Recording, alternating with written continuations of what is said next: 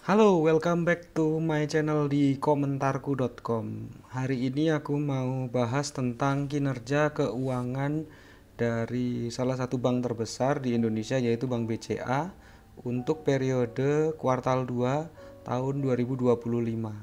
Ya, jadi ini laporan semester 1 ya.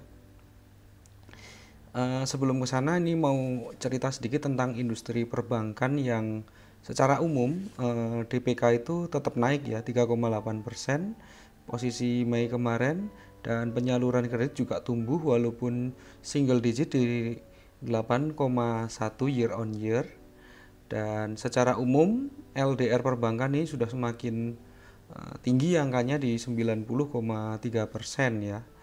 Di sisi profitabilitas, eh, margin bunga bersih NIM industri itu turun 4,6% posisi April ya, dan rasio pengembalian aset dan rasio pengembalian ekuitas ROE ROA tetap kuat masing-masing di level 2,2 dan 14,8% ya. Jadi itu secara industrinya gambarannya seperti itu. Lalu kita bergerak ke kinerja keuangan Bank BCA di semester 1 ini seperti apa. Jadi laba Bank BCA itu ternyata tumbuh cukup bagus ya. Di 8% year on year dari yang sebelumnya 26,9 triliun menjadi 29 triliun. Nah, ini menjadi sebuah apa ya?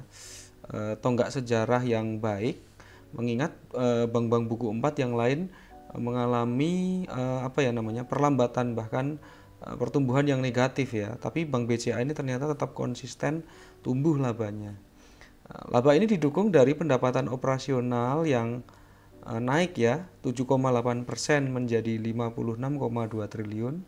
Selain itu juga pendapatan bunga itu naik 7% year on year menjadi 42,5 triliun, dan pendapatan non bunga sebesar 13,7 triliun naik 10% year on year.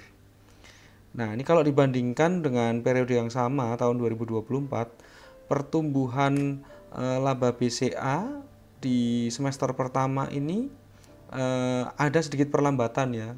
Walaupun tumbuh, tapi tumbuhnya tidak sebesar seperti yang tahun lalu, yaitu 11,1%. Kalau sekarang tumbuhnya kan hanya 8%. Lebih rendah memang secara percepatan, tapi tetap saja bagus, kinerja yang bagus karena di tempat lain tuh pada turun ya.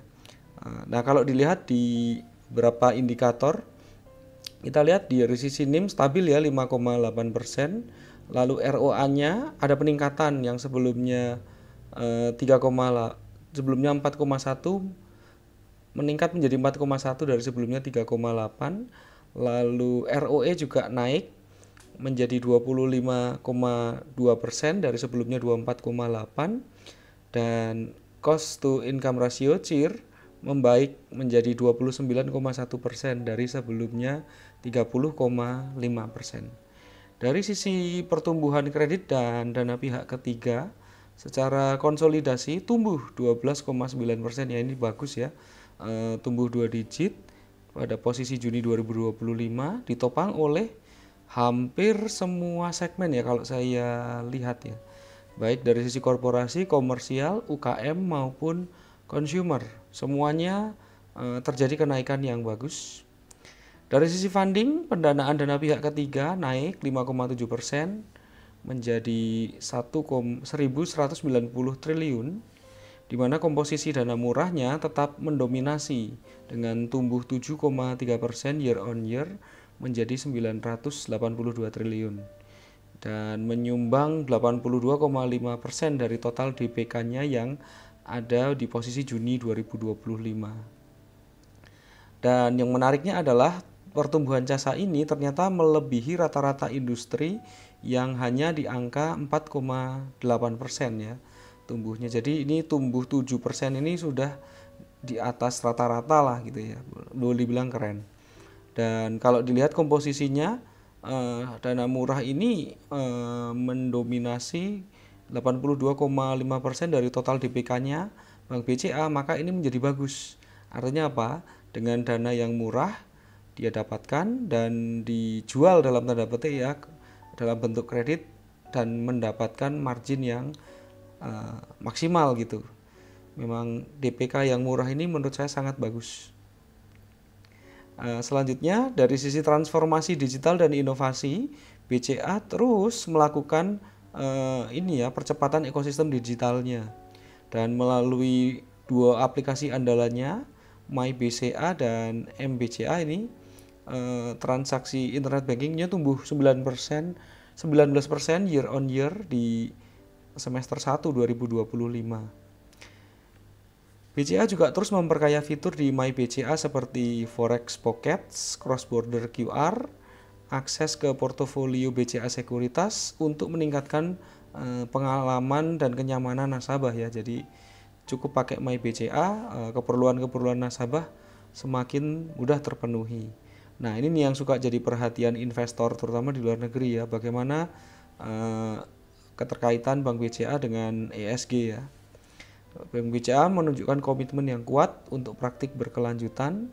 Portofolio berkelanjutan tumbuh 21,1% year on year mencapai 240 triliun. Nah, selanjutnya dari sisi sustainability loan, investasi pada obligasi korporasi hijau. Selain itu, BCA juga mendukung UMKM melalui berbagai program, termasuk Bangga Lokal yang telah membina lebih dari 1.400 UMKM.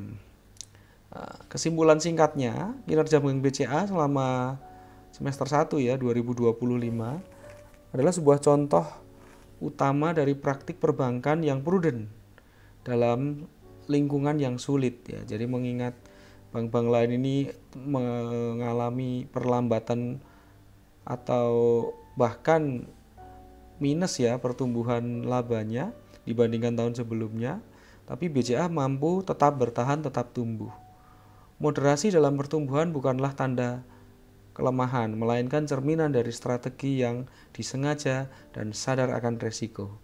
Kekuatan inti bank, waralaba pendanaan, kualitas aset, efisiensi operasional, menyediakan benteng pertahanan yang tangguh.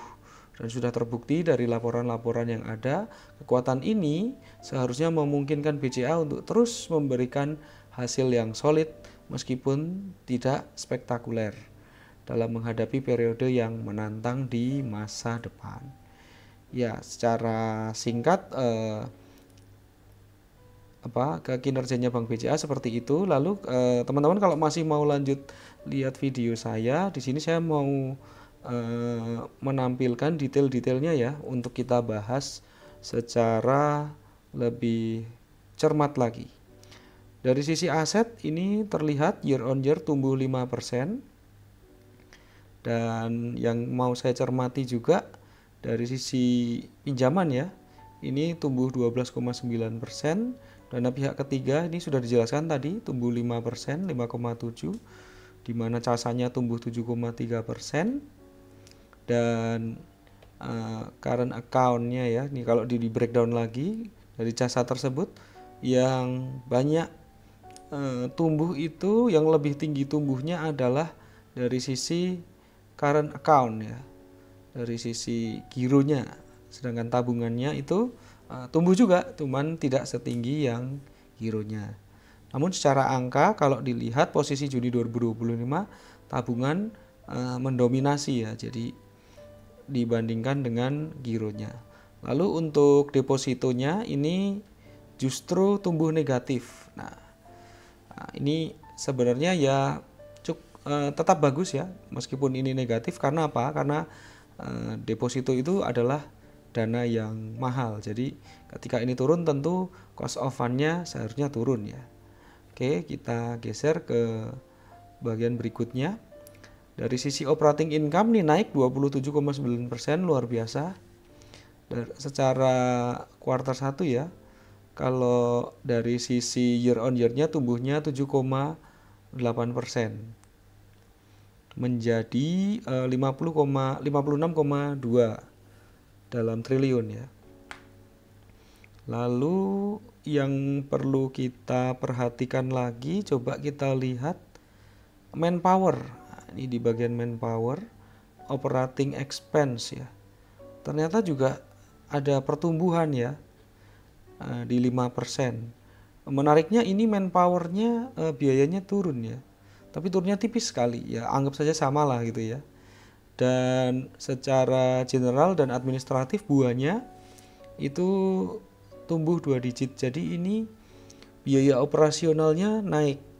Menurut teman-teman kira-kira apa yang menyebabkan general and administratif naik?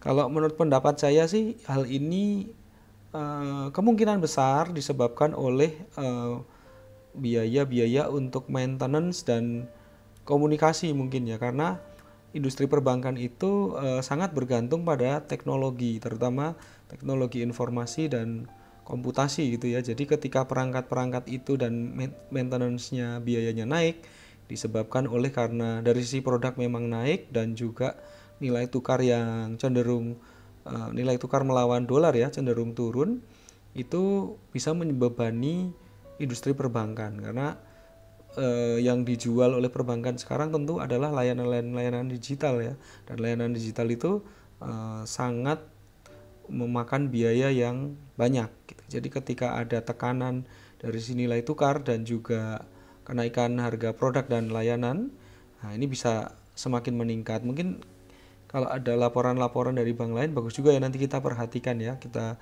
bikin videonya. Oke, jadi secara net profit dia tetap tumbuh 8% menjadi 29 triliun ini ya. Oke, next. Nah, ini kalau kita lihat NPL-nya ya, kita lihat ya. NPL coverage, NPL gross ini kurang lebih sama. Jadi dia berhasil mempertahankan NPL-nya ya. Ini bagus sekali di tengah situasi yang gonjang-ganjing seperti ini. NPL-nya tetap terjaga itu menurut saya keren. Ini kalau dilihat NPL gross-nya pertumbuhannya 0%. Kalau rasio-rasio yang lain mungkin bisa dilihat di sini ya, teman-teman. Saya akan lanjut. Nah, kalau diperhatikan lebih detail lagi di sini, loan by segment di Bank BCA ini ternyata mengalami pertumbuhan ya secara keseluruhan ya.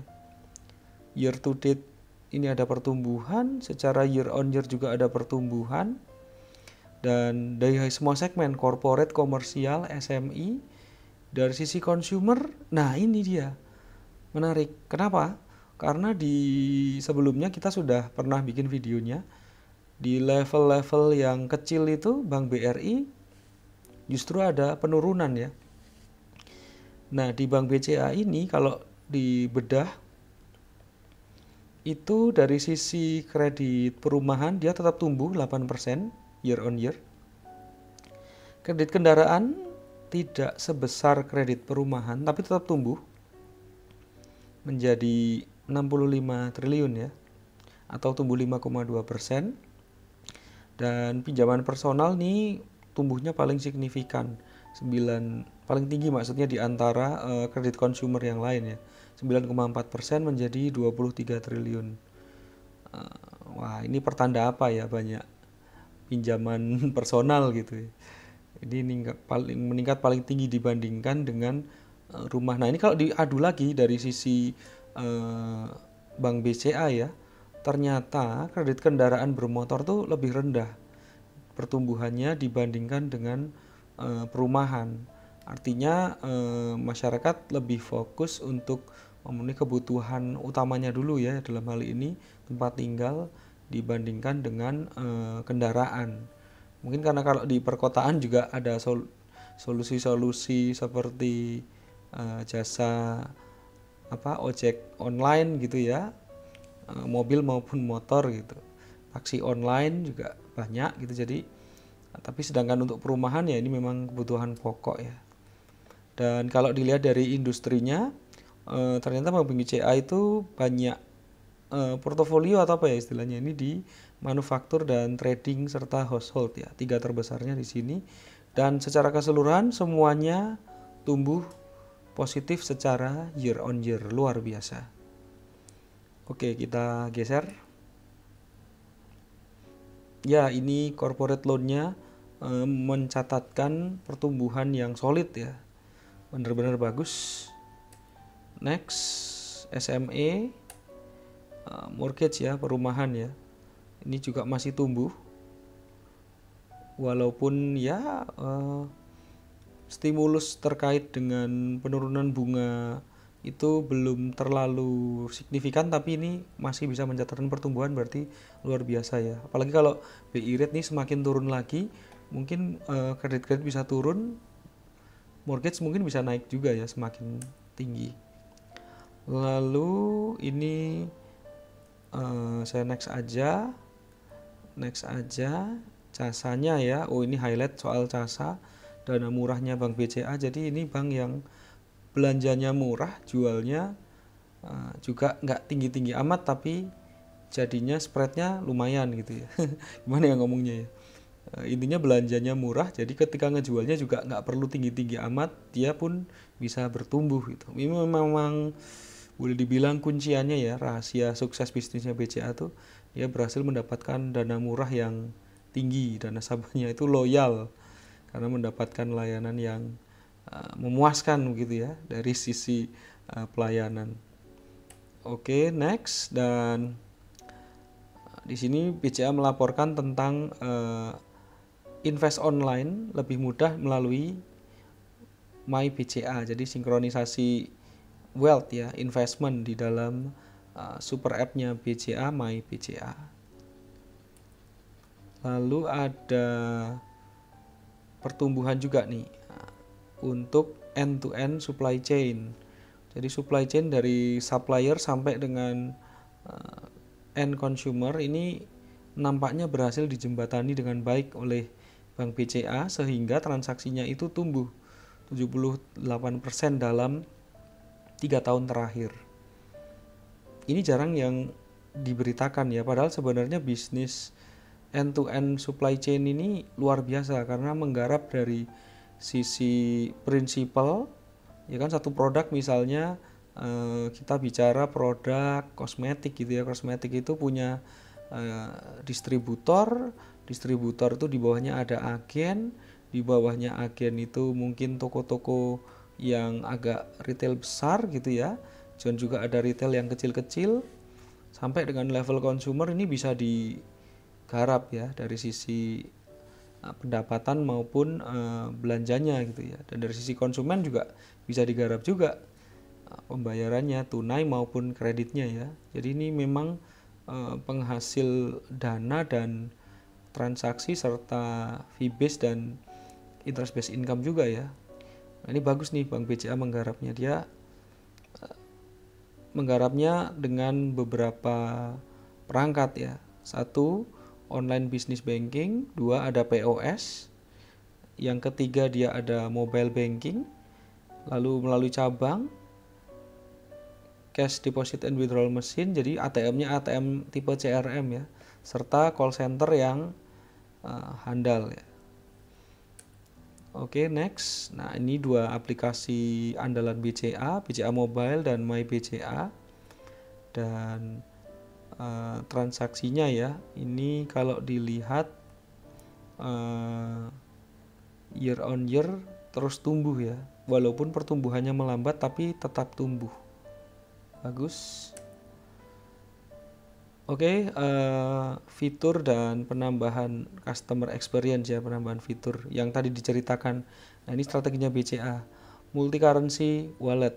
Jadi dia bisa menyimpan falas ya di sini, NFC tap to pay, cross border QR. Jadi bisa transaksi QR di Singapura, Malaysia dan Thailand yang hobi jalan-jalan. Nah, ini bisa dimudahkan ya. Lalu ada financial diary, jadi ini secara real time menginfokan pemasukan maupun pengeluaran ya. Jadi cash flow nasabah tuh di sini kelihatan. Dan My BCA all in one control, di sini kontrol terhadap produk-produk melalui My BCA ini bisa dilakukan dengan sangat mudah. Yang fitur-fitur andalannya, nah yang menjadi penambahan ini akses ke BCA sekuritas portofolio, outward remittance, ada currency baru nih, Korean won ya, untuk remitansi ya, transfer ke luar negeri dan dalam maupun ke luar negeri ya, betul. Terus selanjutnya ada penambahan lagi My BCA keyboard, lifestyle, payment, dan juga set transaction limit di kartu debit maupun di debit card contactless dan transaksi di luar negeri. Jadi bisa diatur limitnya. Oke, dari sisi solusi business to customer, waduh ini panjang banget penjelasannya. Ini ada apa ya?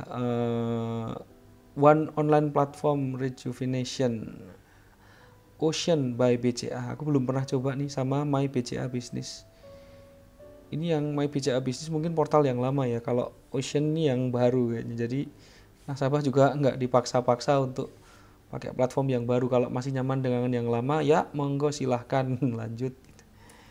Oke, ini kita nggak perlu kita bahas transformasi dari sisi offline ya.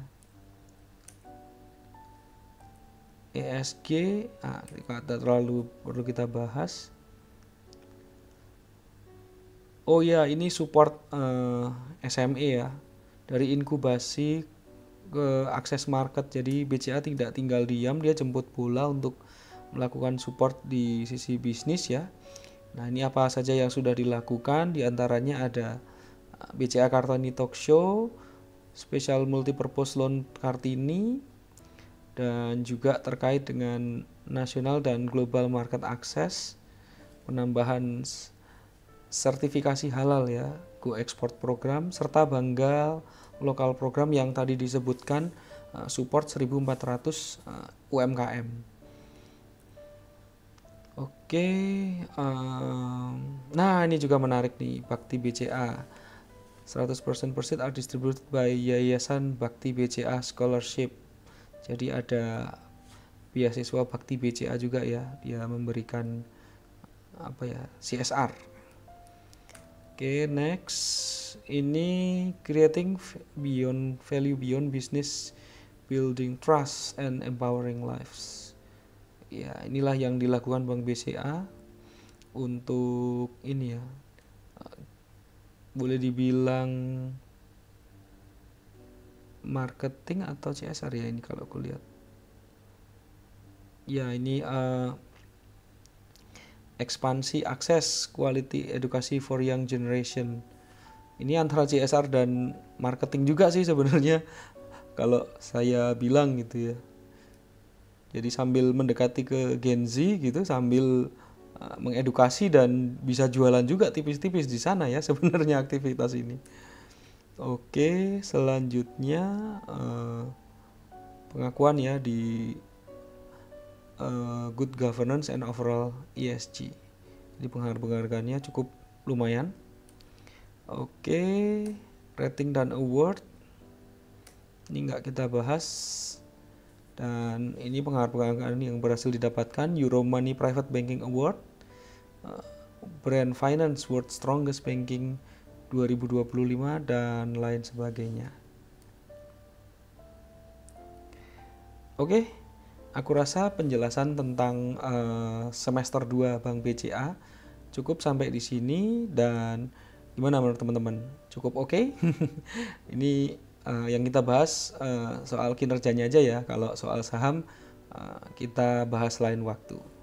Terima kasih sudah nonton. Sampai jumpa di videoku berikutnya di komentarku.com. Bye bye.